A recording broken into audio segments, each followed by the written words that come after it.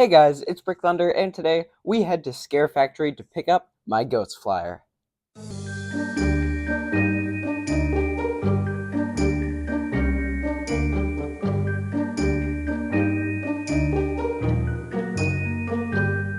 Okay, so here is my ghost flyer right here. So all the programming is hooked up right now. They do have one program loaded onto him already, but what we can test right here, just with the solenoids, is each movement. So for example, the mouth, his mouth does open and close like that. Looks really creepy. Stretches the latex, looks really realistic. Each arm moves, the right arm and the left arm, as you can see. They also are on springs, so automatic movement as well whenever it flies around. Speaking of flying around, we'll do left and right here.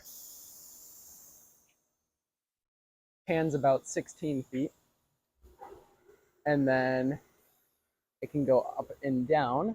In the down position, it's about 12 feet, maybe about 10, and then it flies up to close to 18 feet tall.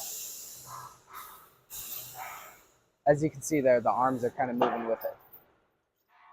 So this is actually where they coded my ghost flyer here. They have him right there so they can watch as a reference.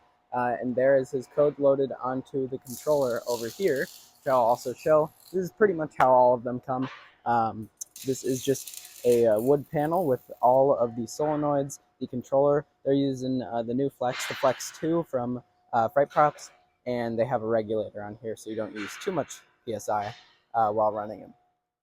All right, now we're going to take apart Ghost Flyer so then we can bring him outside and then load him up onto the trailer.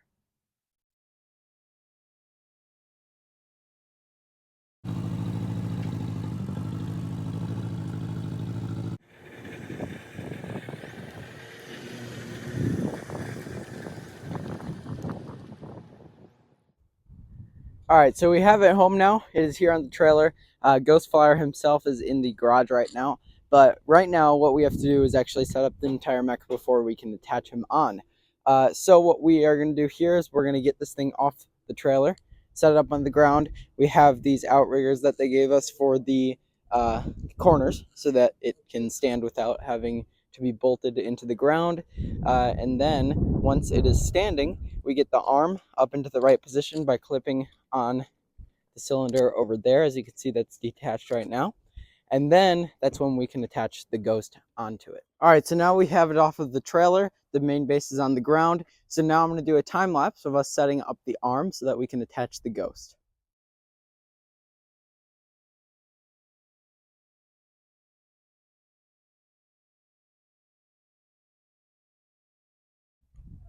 Okay, so we have air hooked up. We have all the wires ready. The speaker is on. So now he is ready to demo. Right now, the air is not fully plugged in yet. And that's so that he can stay in the down position right now. But as soon as we plug that in, his B mode is up. And it is that way as well. As you can see, it is turned. It's not perfectly centered. That's just how the cylinder works. Right there, you can see it is closed. And as soon as the air is in, that one will be closed as well. All right, so he is now in the up position, and this is off.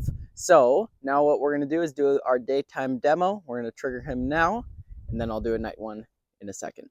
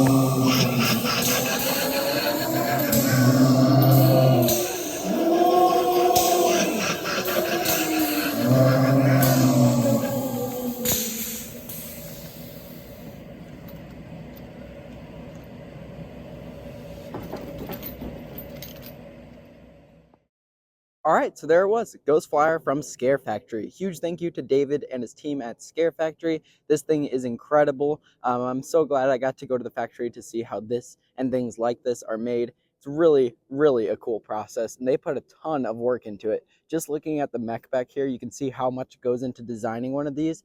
And by the looks of this mech, it looks like this thing is going to last a pretty long time because it is built very, very well.